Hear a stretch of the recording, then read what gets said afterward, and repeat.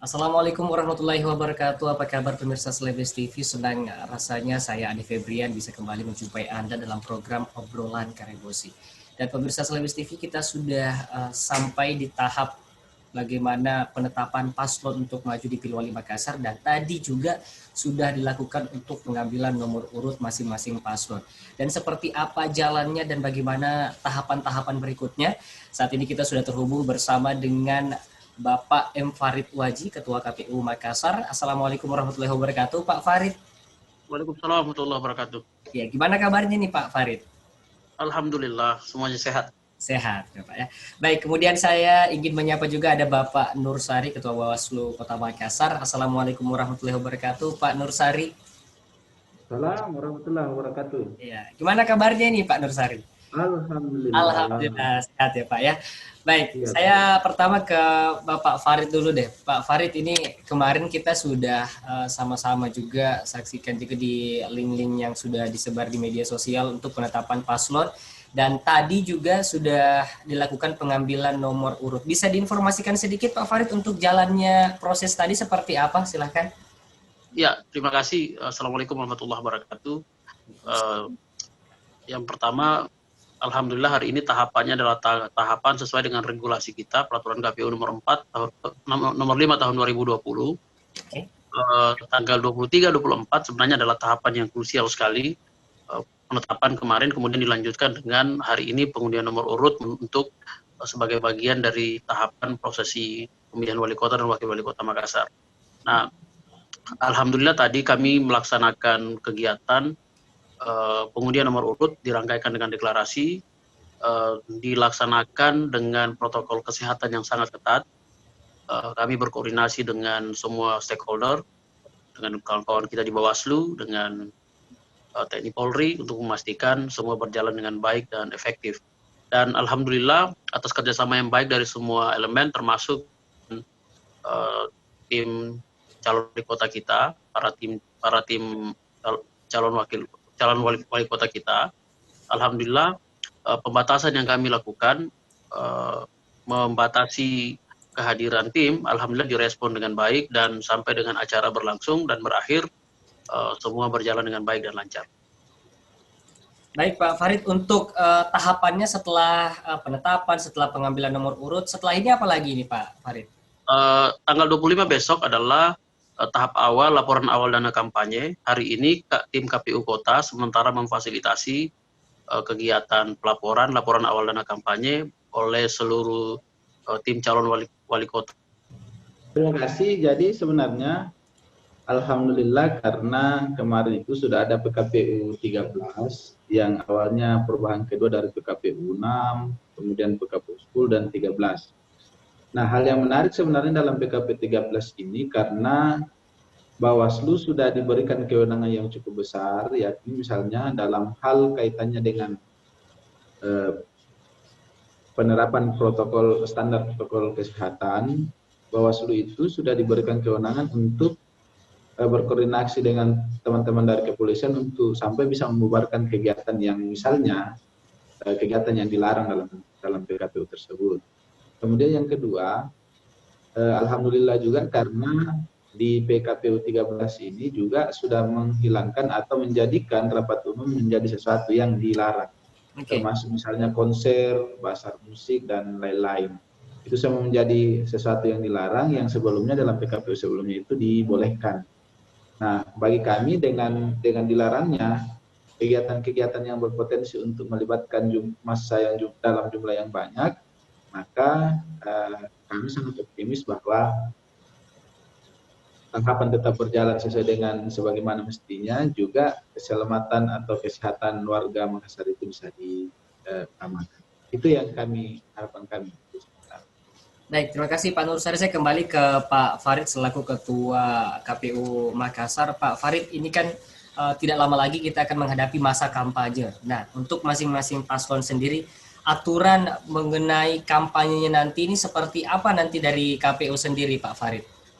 Ya, terima kasih. Jadi aturan kampanye sebenarnya kita tunduk ya pada ketentuan KPU yang mengatur tentang kampanye. Kita ada peraturan KPU nomor 4, walaupun dalam diskusi sementara dalam proses revisi juga, kampanye efektif di tanggal 26 nanti, tahap awal kampanye. Yang pasti adalah kegiatan kampanye ini akan berbeda dengan kampanye-kampanye pada pemilihan pada situasi yang biasa, karena kampanye kita dalam situasi pandemik, apa yang disampaikan oleh sahabat saya tadi, Pak Nusari, Ketua Bawaslu, PKPU 13 sebagai ada perubahan kedua atas PKPU 6 mengatur banyak hal yang berkaitan dengan pengelolaan tahapan Pilwali Makassar, termasuk di dalamnya adalah kegiatan-kegiatan yang polanya adalah menghimpun orang dalam jumlah tertentu. Alhamdulillah sudah dijelaskan tadi bahwa kegiatan-kegiatan yang mengumpulkan orang dalam jumlah besar, misalnya rapat umum dan sebagainya, itu sudah jadi bagian yang dilarang dalam peraturan KPU nomor 13 ini.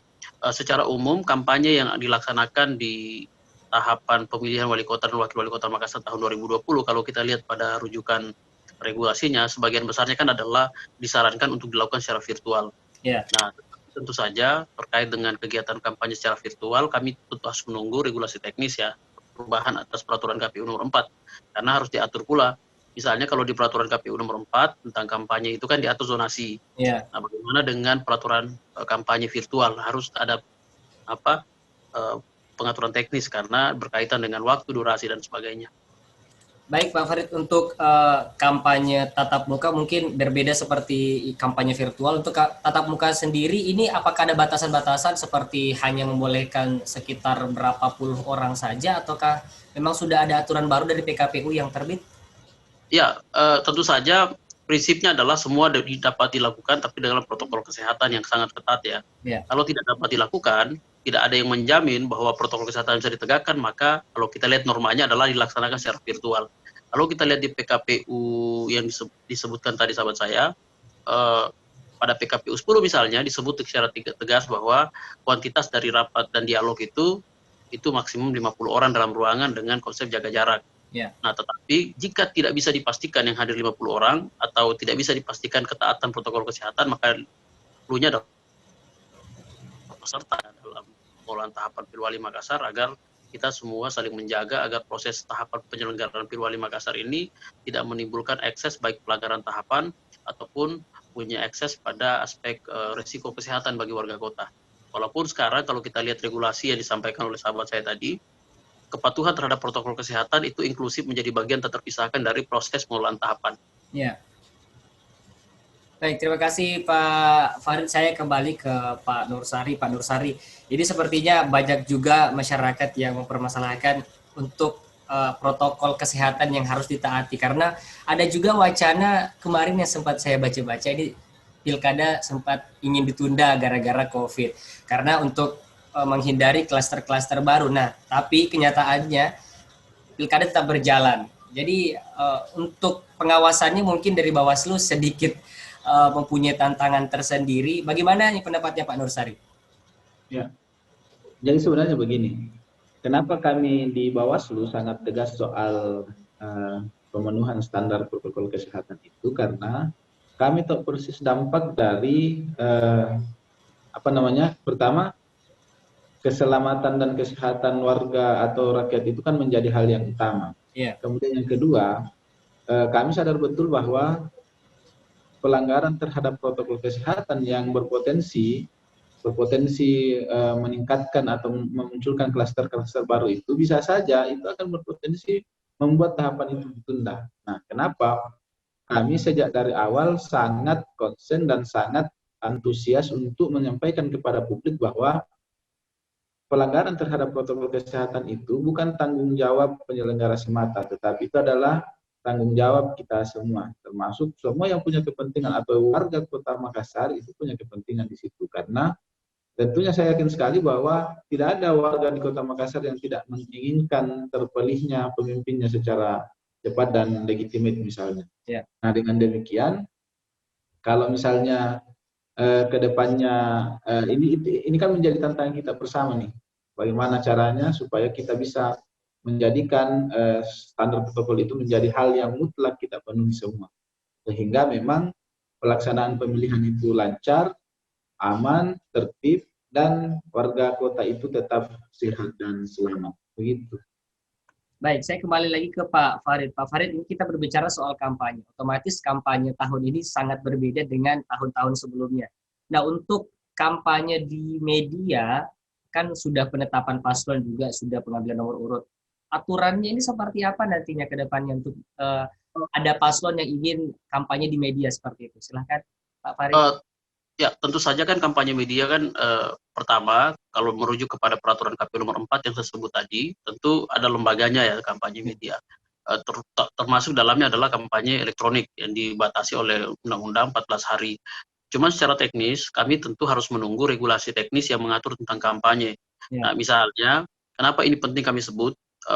Biasanya seperti itu, sebelum masuk tahapan akan ada regulasi-regulasi teknis yang akan mengiring masuknya kita dalam pola suatu tahapan. Misalnya saya beri contoh, setelah penetapan calon kemarin tanggal 23, tahapan selanjutnya adalah laporan awal dana kampanye. Untuk menyusun laporan awal dana kampanye itu membutuhkan dibukanya rekening dana kampanye dan seterusnya. Nah, pembukaan rekening dana kampanye membutuhkan beberapa kebutuhan administrasi teknis. Nah, dalam tahapan itu, misalnya tanggal 23 kemarin, tadi malam misalnya terbit peraturan KPU nomor 12 tentang dana kampanye. Yang menjadi alat bantu bagi kami sebagai penyelenggara untuk mengorganisir dan memfasilitasi kontestan dalam pengelolaan tahapan. Nah, begitupun dengan kampanye, insya Allah saat ini kami masih menunggu, tentu saja secara gambaran besar, tentu kampanye di media itu menjadi bagian yang tak terpisahkan dari pengelolaan tahapan ya, tetapi tentu terlalu dini kalau saya sampaikan secara sekarang, karena kami masih menunggu beberapa hal yang sangat detail terkait dengan pengelolaan kampanye. Lebih spesifik lagi adalah kampanye elektronik. Itu yang kami tunggu, yang akan menjadi bagian dari rencana peraturan KPU nomor perubahan KPU nomor 4. Berarti untuk kapan waktunya Pak Farid belum bisa dipastikan juga ya, karena memang menunggu regulasi dari pusat seperti itu Pak Farid? Ya, setahu kami sih sudah diuji publik kemarin ya. Yang pasti adalah tahap kampanye akan mulai bergerak di tanggal 26 September besok. Prakteknya adalah dalam waktu dekat, mungkin malam ini. Kita menunggu. Oke.